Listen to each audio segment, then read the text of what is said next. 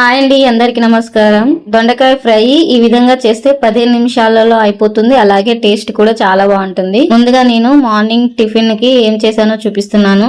అయితే ఈ విధంగా నేను చట్నీ చేసుకుంటానండి. ఎప్పుడైనా కొంచెం 1 డ్రాప్ ఆయిల్ వేయకుండా ఇలా పల్లి చట్నీ చేసుకుంటాను. తర్వాత ఈ దోశ పిండిని నేను కొర్రలు, పెసర్లు, శనగలు, మినపప్పు, మెంతులు వేసి నైట్ నానబెట్టుకుని మార్నింగ్ మిక్సీ పట్టుకుని ఈ విధంగా 1 డ్రాప్ ఆయిల్ కూడా వేయకుండా దోశలు చేశానండి. చూడండి దోశలు ఎంత చక్కగా వచ్చాయో మీరు కూడా ట్రై చేయండి, చాలా బాగుంటుంది. తర్వాత పల్లి చట్నీ రుబ్బుకుని ఈ విధంగా ప్లేట్ లో సర్వ్ చేసి ఇచ్చానండి.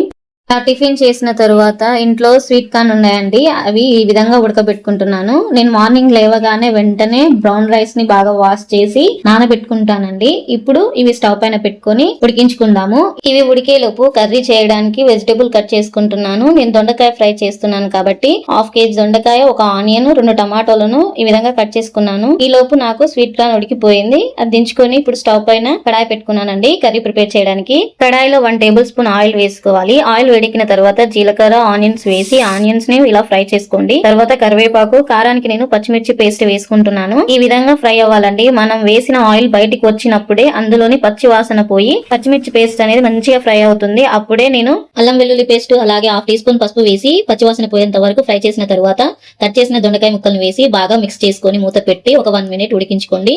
ఈ లోపు నాకు రైస్ కూడా ఉడికిపోయింది, అలాగే ఎగ్స్ కూడా పెట్టుకుంటున్నాను.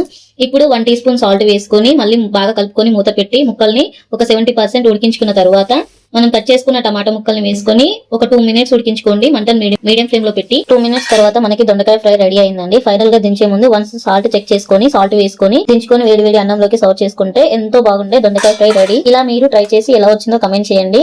మీకు